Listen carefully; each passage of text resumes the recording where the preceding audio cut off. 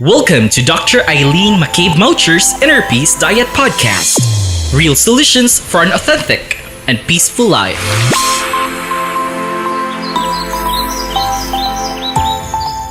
Hi there, welcome to the Inner Peace Diet Podcast. My name is Dr. Aileen McCabe-Maucher and I am your host. I am a licensed psychotherapist, clinical social worker, college professor, and author of the book, The Inner Peace Diet. But most importantly, I am a human being just like you, trying my best to live a healthy and peaceful lifestyle during these chaotic and uncertain times that we find ourselves living in. So the purpose of this podcast is to bring you some authentic and effective stress management and self-care tools that you can use in your own life to reduce your stress and lead a more peaceful and joyful lifestyle. Welcome to the first episode of the Inner Peace Diet Podcast. My name is Dr. Aileen McCabe-Maucher and I am your host. And today I am delighted to be interviewing Dr. Andrew Newberg, who is the Director of Research at the Center of Integrative Medicine at Thomas Jefferson University and Hospital in Philadelphia. Dr. Newberg is also a professor in the departments of emergency medicine and radiology at Thomas Jefferson University. He's a graduate of the University of Pennsylvania School of Medicine, and he has actively pursued a number of neuroimaging research projects which have included the study of aging and dementia, epilepsy, and other neurological and psychiatric disorders. Dr. Newberg has been particularly involved in the study of mystical and religious experiences, as well as the more general mind-body relationship in both the clinical and research aspects of his career. So he has authored numerous articles as well as books about neurotheology, neurochemistry, and the power that words can have in terms of changing your brain and your neurochemistry and functioning. Dr. Newberg has lots of wisdom to share, and I hope that you enjoy this interview today. Wonderful. So again, I really appreciate your time.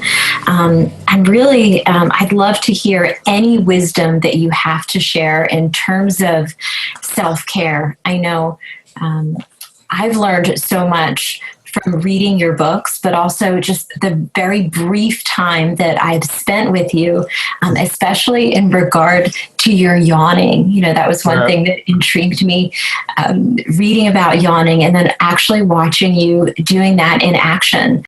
So, when you say self-care, do you mean like, and you want me to just focus on the yawning itself, or do you want me to talk about other things as well?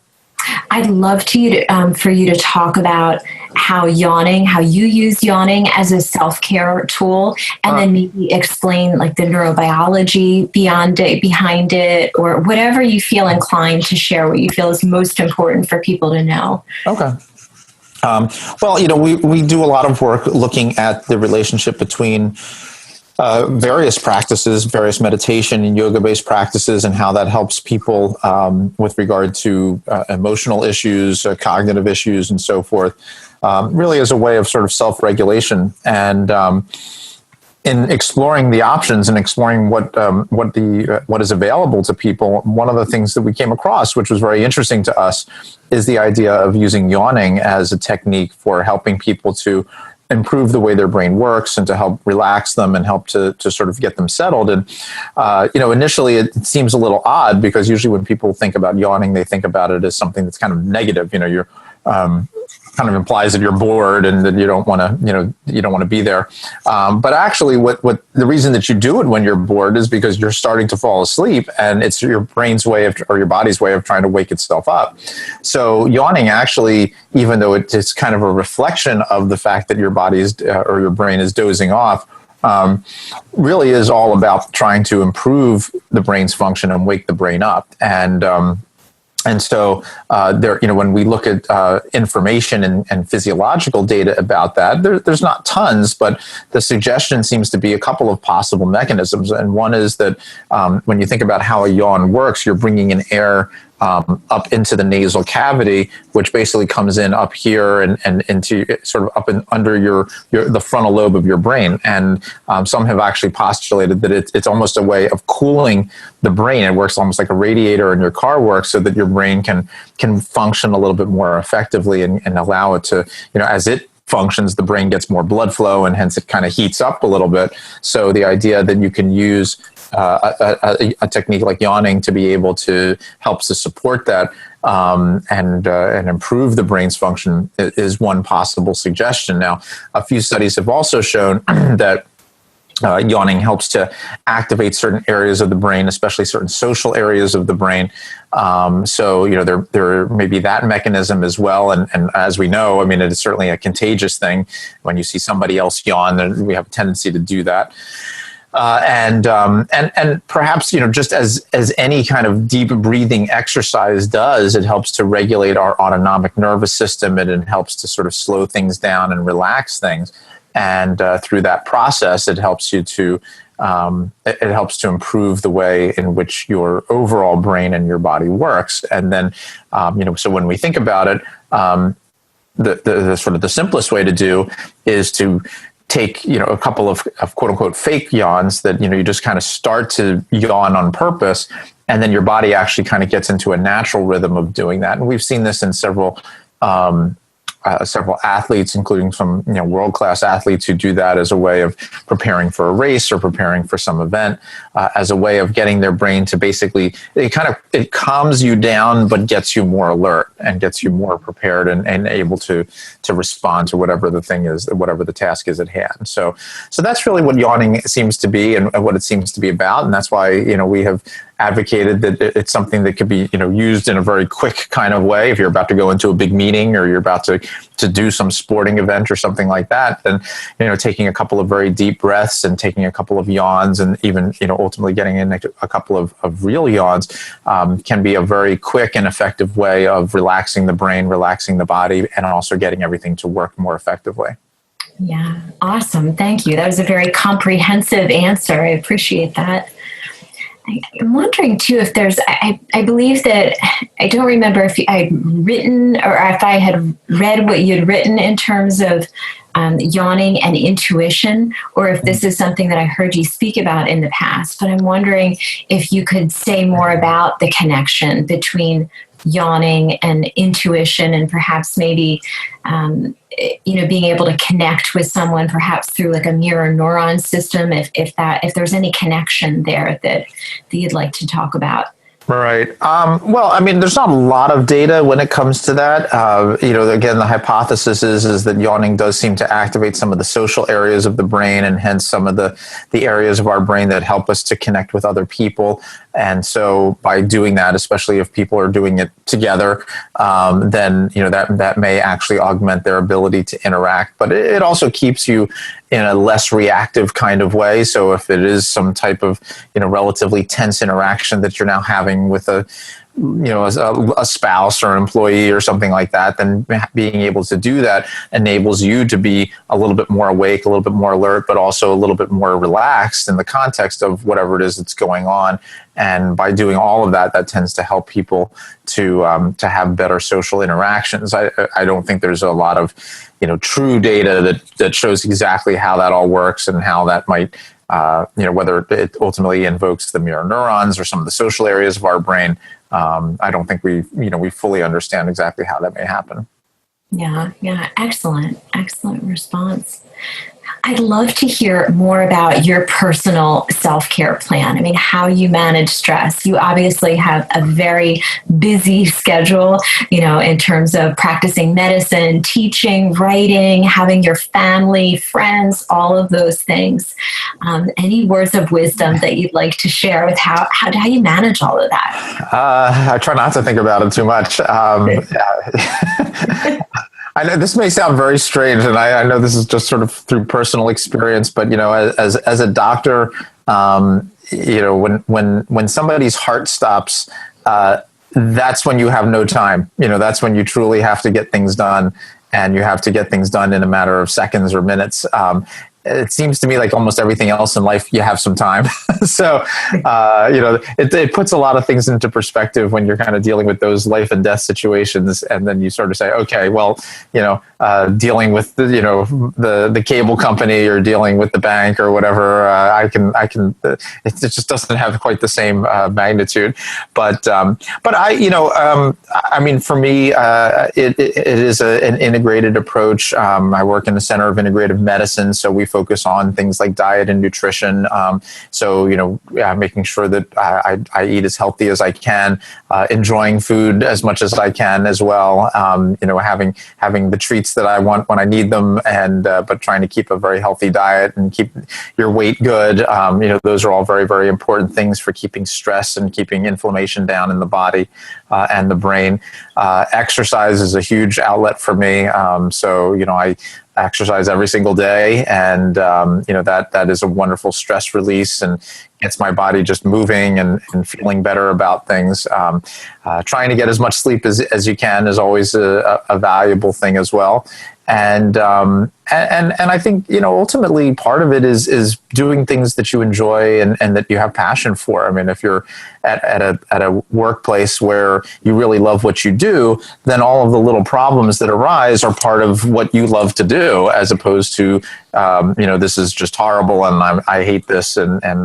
So when I get a challenge and I have somebody who, I have to deal with some issue related to a research study, well, I enjoy that as a challenge as opposed to a problem. And so that really does help me kind of stay focused on what I do. And I think the other thing, and maybe this is trite, but I think having a good balance in life is important. And for me, a lot of my way of dealing with things is my whole life is very fluid. I work from home. I work when I'm on vacation, but I relax when I'm at work. And, I'd rather leave work a little early on a beautiful day and exercise outside and then do a couple of hours of work later on that night. And so I get kind of a nice blend and a nice mix. And again, always having things that you can focus on that give you a lot of meaning and purpose, including your family and the people you love.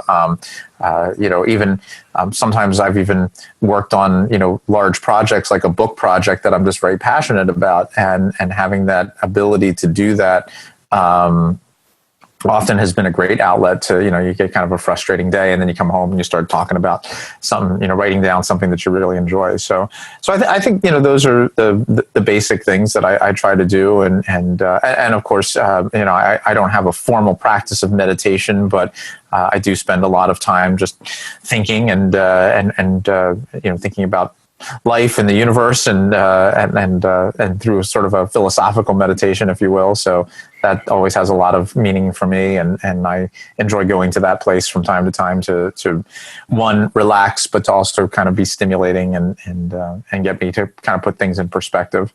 So. Yeah. Excellent. Yeah, you said so many wonderful things there. There's so many gems there that people can take and apply to their daily lives. I especially like how you talk about the fluidity, about relaxing at work. And then while you're at home, taking some time to work on a book project or, right, doing emails, doing things like that. It's being fluid. Yeah, absolutely. Yeah, to me, it's try to make everything in life sort of be all integrated, and then it all kind of flows better. So, yeah. Great. So many times, people, whether it's clients that I'm working with or social work students that I'm teaching or mentoring through an internship process, they'll say to me, I just need like a quick fix. And I'm like, I'd love to be able to sort of offer you that. But, I find that when it comes to self-care, it's more like a long-term plan, and you have seasons of your life that are certainly more stressful than others, days that are busier than others. With that said, what's sort of like the closest thing that you feel that you could offer as a quick fix to somebody who is wanting a quick fix to stress? I'll be with you in a few minutes. When it comes to kind of a quick fix, first of all, we mentioned the yawning part. That's certainly something that is a very quick way of doing things. I think sometimes people feel like there's, if you're going to do meditation, there's no way to do it quickly, but that's really not true either. I mean, you can spend a few moments at your desk at work, just, closing your eyes and doing a prayer, doing a meditation for a minute or two. And that just by itself can be a very quick way and a very effective way of trying to reduce that. And in fact, the more one does that, then the more that actually becomes part of a long-term process as well. So if you take, a 30-second break every half hour, then you're taking, a bunch of 30-second breaks throughout your day and keeping a kind of a better balance and keeping things under better control. So I think, those are some great things to do, to the extent that, even some type of exercise. I mean, if you have a lunch break, taking a walk, and for part of that lunch break and, or at least walking to where you're going to have lunch and making it a nice brisk walk. And then you kind of get outside, you get to enjoy the air, you get to have a little something to eat, and that can kind of clear your mind as well. So there are ways of doing it as a quick fix. But I also agree. I mean, it's got to be part of a larger program that is part of what you do and how you help to take care of yourself. Yeah, wonderful. I hear that you have somebody that's needing your attention at your I have a little bit of time. I'm running late today, so. Okay, thank you again. I really appreciate all of your time. What would you say is maybe perhaps the most underrated stress management technique or sort of self-care technique, or maybe a little known thing that you see that really either works well for you personally or you've seen work well for students, clients, patients? Sometimes, certainly, yawning again is something that, people don't typically do, and just getting into a nice deep breathing exercise and taking a few long, slow breaths can be very, very effective for people. Progressive muscle relaxation is a wonderful little tool that people can do, and just sort of tensing your muscles and then letting them go, and you kind of go through all your different body parts, and you can do that in a couple minutes, and that can really make you feel very, very relaxed. So that's sometimes kind of a fun way to do it. And again, I mean, I think just doing that taking that moment to run up a few flights of stairs to get to your next off meeting or take a walk or something like that. I mean, all of those are really helpful little ways of just people can just incorporate that into their lives at various points in time. And so that can be very helpful. And, I guess, from the mindfulness side, just being mindful is something that also is just a very powerful tool to just suddenly become more aware of what's going on and really focusing on, what does my desk feel like? What is what does the air feel like around me? When you're eating your food, enjoying your food more because you're paying attention to it and you enjoy it and you really feel like it's, something that you can enjoy well, can be very helpful. Great. Yeah. Thank you. It was really, really wonderful ideas that you're giving there. Really appreciate it.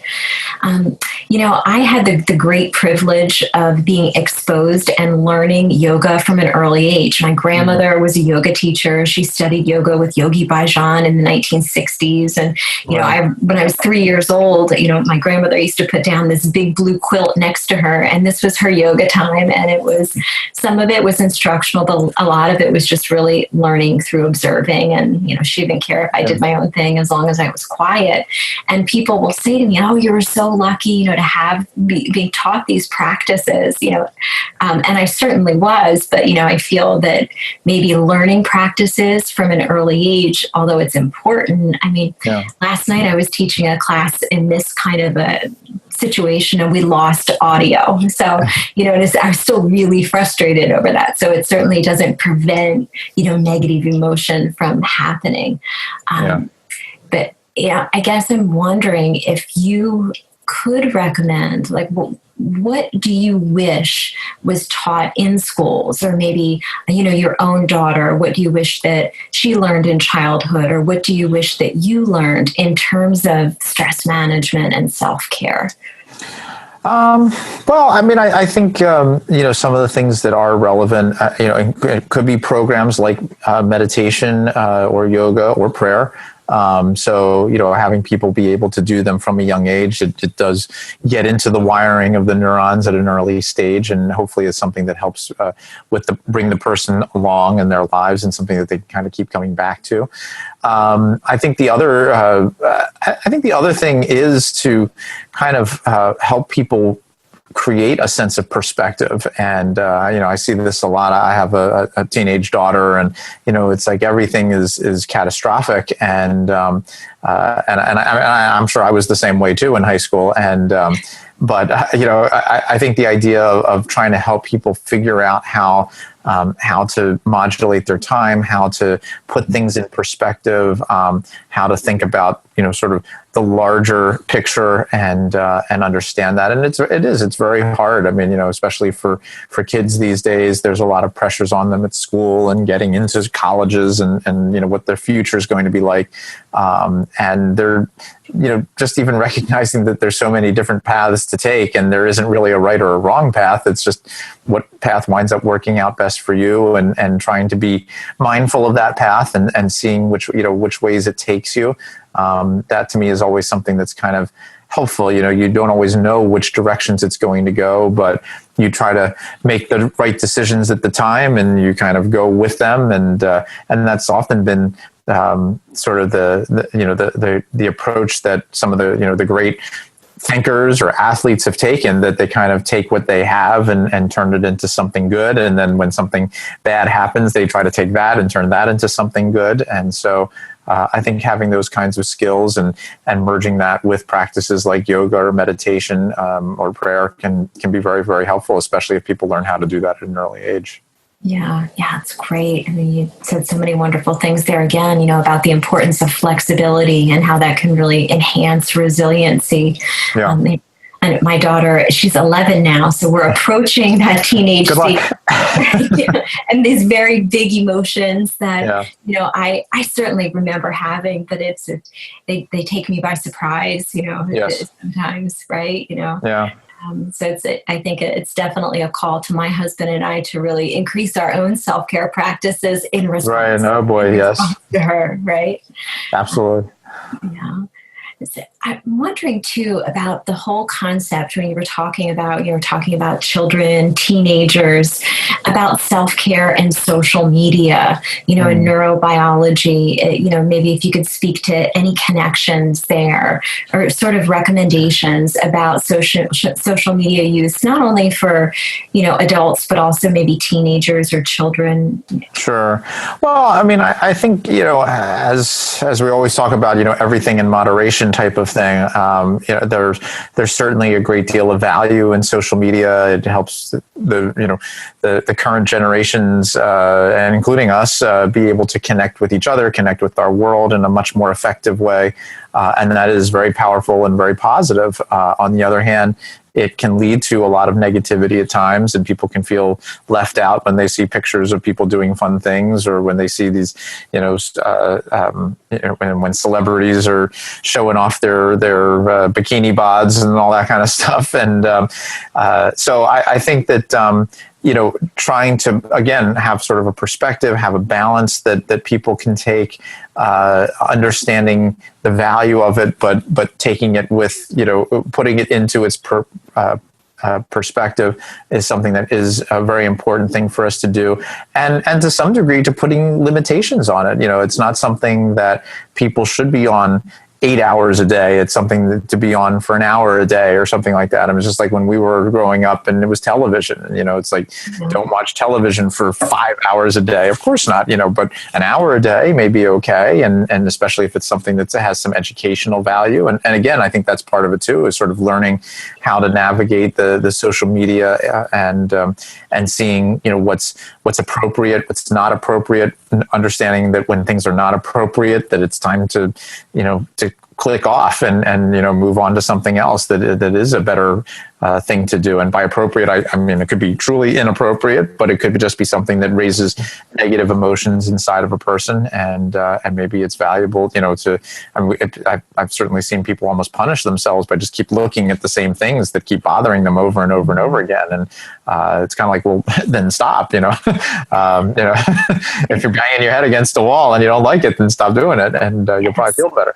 So I think that's part of it. But it's here to stay, and it's something that we just need to learn to be able to work with more effectively, in a balanced kind of way, utilize it for its positives, and try to minimize the negatives. Yeah, wonderful. I appreciate your balanced approach to that. It's helpful.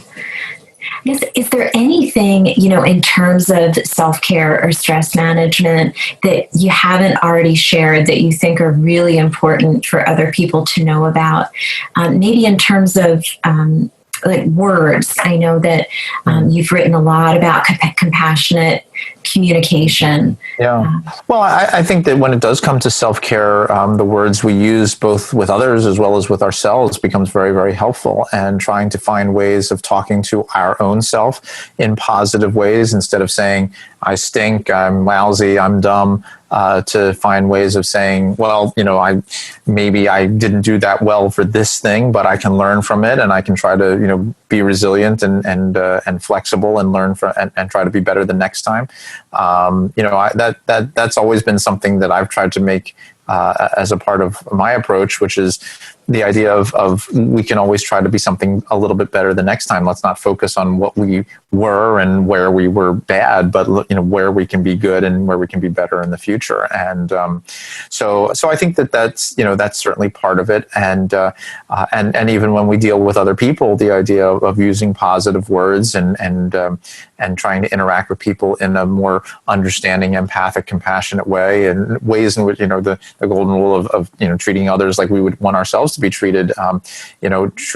Treat each other with respect and with love and understanding, I think, is a far better way of doing it. And look, we're all human beings. We all get frustrated and upset and yell, and so trying to work through that and trying to be positive and productive, I think are very important aspects of how we use our words.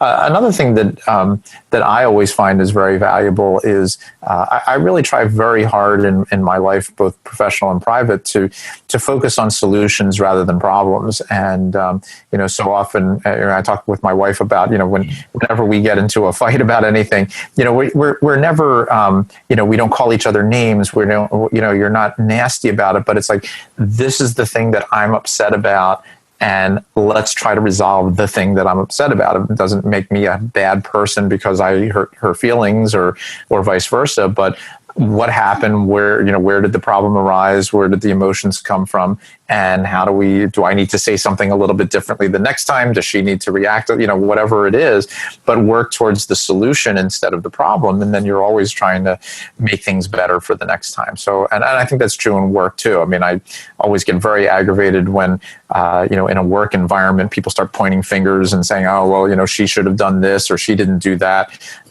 Okay. Then if she didn't do the right thing, we've got to tell her that she's got to do the right thing the next time. We got to tell her how to do it and make sure she knows how to do that. And so, I really try hard in what I do.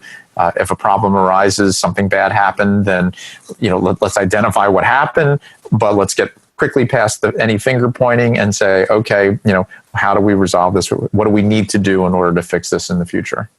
Yeah, excellent. That's so. I love that solution-focused approach. There's the whole domain of psychotherapy. Solution-focused therapy. That's one of my favorite things. Is the miracle question, right? If this problem that we had, if we woke up and it had disappeared tomorrow, it's almost thinking from the end. How would you know that this miracle occurred? Right. And I find that whenever I pose that question to people, it's like at least 30 seconds of silence. And it's such a powerful question. Yeah. It's such a great refocus, and you offered so many today, so many beautiful reframes and refocuses, how we can enhance our self-care and increase stress management techniques.